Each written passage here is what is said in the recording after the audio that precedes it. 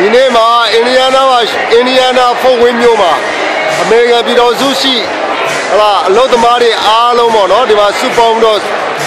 အလုပ်သမားတွေသူတို့ရဲ့ဆန္ဒတွေကိုဖော်ထုတ်ရင်းနဲ့ပျော်ပျော်ပါးပါးနဲ့စားတော့ပွဲရများမျိုးစုံနဲ့ပေါ့နော်အားလုံးစားတော့နေကြပါတယ်ဒီနေ့မှာအလုပ်သမားတွေကစီးရုံးနဲ့သူတို့ရဲ့အခွင့်အရေးတွေကိုအလုပ်သမားသမဂ္ဂခေါင်းဆောင်တွန်တဲ့အတူပေါ့နော်ဒီနေ့မှာအားလုံးစကားပြောမှဖြစ်တဲ့အတွက်အလုပ်သမားတွေရဲ့အခွင့်အရေးနစ်နာမှုတွေအကုန်လုံးကိုတင်ပြဆွေးနွေးကြမှာဖြစ်တယ်။ဒါကြောင့်မို့ဖို့ဝင်းတို့မှာရှိတဲ့အလုပ်သမားမြောက်ထောင်ပေါင်းများစွာဆိုလို့ရှိရင်ပေါ့နော်အခုဆိုလို့ရှိရင်လာရောက်ပြီးတော့စီးနဲ့ညီညွတ်ညွတ်နဲ့လာရောက်ပြီးတော့တွဲဆုံကြတယ်မိတ်ဆက်ကြတယ်အကုန်လုံးအလုပ်သမားတွေစက်ရုံပေါင်းများစွာကအလုပ်သမားတွေလာပြီးတော့စုယုံနေကြပါတယ်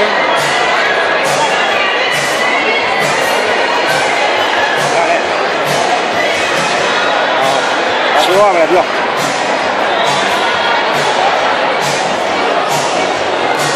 ဟုတ်ကဲ့ဒီနေ့ကကျွန်တော်တို့ဒီနေ့ကဒီရတော့မလားအလုပ်သမားနေ့ဖြစ်တယ်ပေါ့နော်လေဘာဒေးနေ့မှာကျွန်တော်တို့အားလုံးဒီမှာမြန်မာမွတ်စလင်နောက်ပြီးတော့မှကျွန်တော်ကြံတဲ့ဗမာအဖွဲ့အစည်းတွေပေါ့နော်အဖွဲ့ပေါင်းစုံရှိပြီးတော့မှကျွန်တော်ဒီမှာပါဝင်ဆွေးနွေးကြတာဖြစ်တယ်ဒါကြောင့်မလို့ဒီနေ့ကကျွန်တော်တို့ဘုန်းတာအားရပြီးတော့မှဒီမှာလာပြီးတော့ကျွန်တော်တို့ဘယ်လို comment စဉ်ပါဝင်လက်တွဲကြတာပေါ့နော်ဒါကလေးကတော့